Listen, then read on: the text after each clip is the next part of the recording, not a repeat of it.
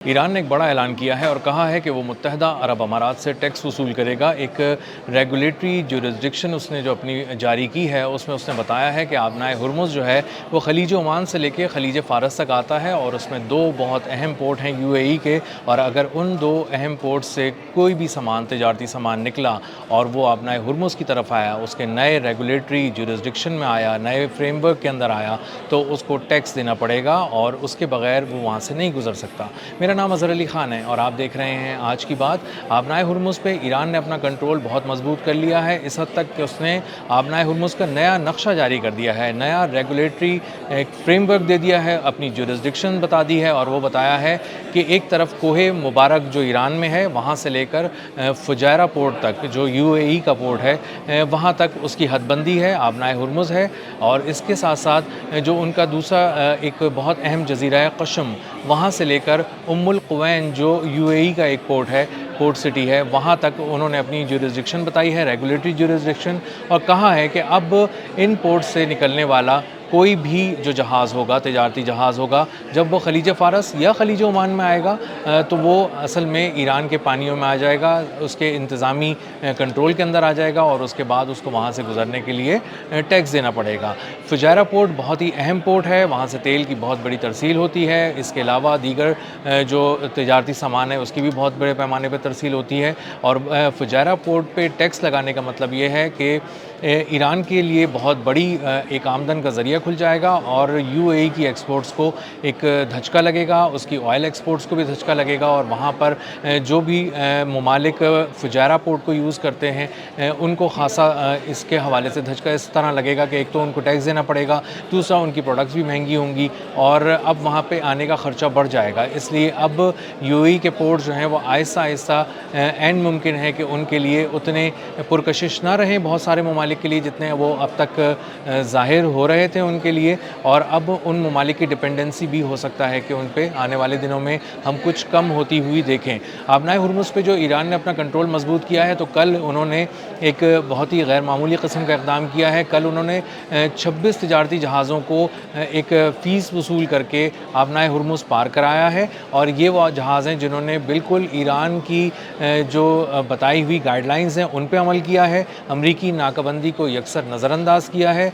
अमरीका से उन्होंने कोई राब्ता नहीं किया आबनाए हुर्मुज़ से गुजरने के लिए, और उन्होंने ईरान से बात की है और ईरान ने एक अपना टोल वसूल करने के बाद उनको अपनी हिफाजत में आबनाए हुर्मुज़ पार कराया है। ये कल के 26 जहाज़ थे और आज मज़ीद जो है वो जहाज़ ऐड हो गए हैं इसमें, और मजमूई तौर पर अब तक कोई 30 जहाज़ ऐसे हैं जो आबनाए हुर्मुज़ पार कर चुके हैं। इसके अलावा जो 3 बहुत अहम जहाज़ हैं वो असल में सुपर टैंकर्स हैं। ये सुपर टैंकर्स वो होते हैं जिसमें ख़ाम तेल लदा हुआ होता है और 20 लाख बैरल एक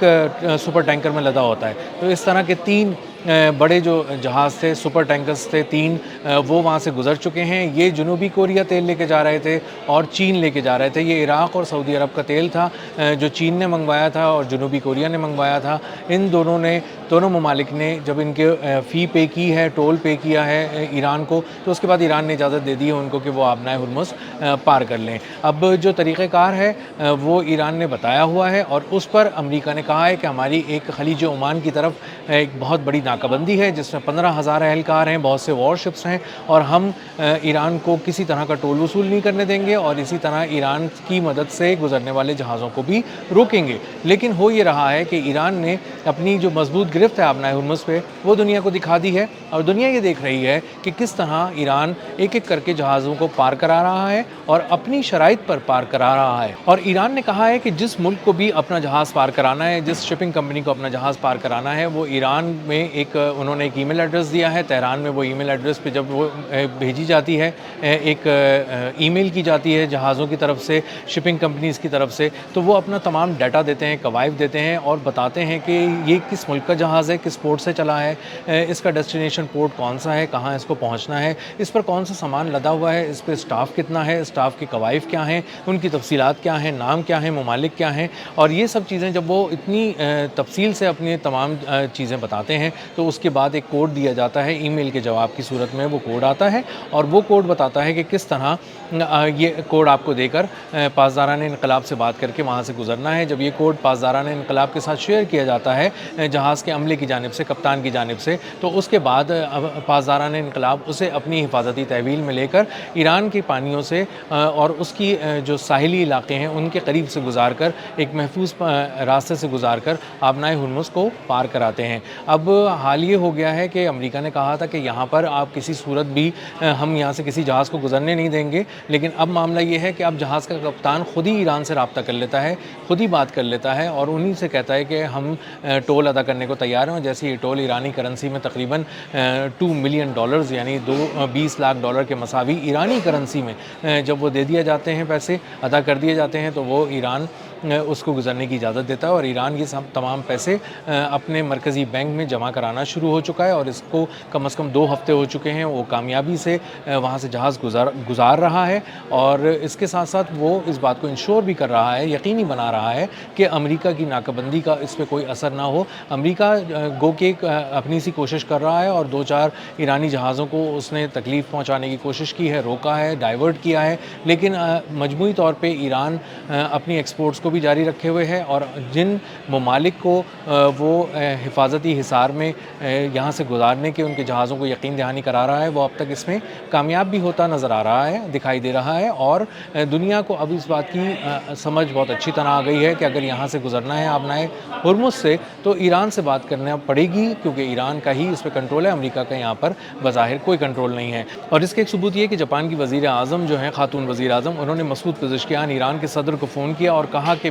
ہمارے 2 جہاز ہیں جو آبنائے ہرمز کے قریب ہیں، پھنسے ہوئے ہیں، اور ہم سمجھتے ہیں کہ آپ ان کی حفاظت یقینی بنائیں، ان کو یہاں سے گزرنے کی اجازت دیں۔ تو نہ صرف ایران نے ان کو گزرنے کی اجازت دی، بلکہ ان سے ٹول بھی وصول نہیں کیا، اور جاپان نے اس پر بے حد تشکر کا اظہار کیا، ان کا شکریہ ادا کیا، اور بتایا کہ آپ نے یہ ہمارے لیے ایک غیر معمولی قسم کا قدم اٹھایا ہے جس پر ہم آپ کے بہت شکر گزار ہیں۔ تو ایران نہ صرف ٹول وصول کر رہا ہے، بلکہ جس کو سمجھتا ہے کہ وہ اس کے لیے سفارتی طور پہ ایک اہم ملک ہے، اور اس کو وہ سمجھتا ہے کہ اس سے ہمارے تعلقات کس نوعیت کے رہنے چاہیے، تو اس سے وہ ٹول بھی وصول نہیں کر رہا، اور اس کو گزرنے کی اجازت دی جا رہی ہے، اور بتایا جا رہا ہے کہ ان کو ایک اسپیشل ٹریٹمنٹ دیا جا رہا ہے، اور ان کو اہم ہونے کا احساس دلایا جا رہا ہے۔ تو پچھلے 2 روز میں 60 لاکھ بیرل تیل گزرنا، 3 سپر ٹینکرز کا وہاں سے گزرنا، 30 جہازوں کا وہاں سے گزرنا، آبنائے ہرمز کو پار کرنا، ایران کی مدد سے پار کرنا، اس کی اجازت سے پار کرنا، اس بات کا ثبوت ہے کہ ایران جو ہے وہ اپنی گرفت آبنائے ہرمز پہ مضبوط کر چکا ہے، نہ صرف مضبوط کر چکا ہے بلکہ ریگولیٹری جورسڈکشن کے تحت اس نے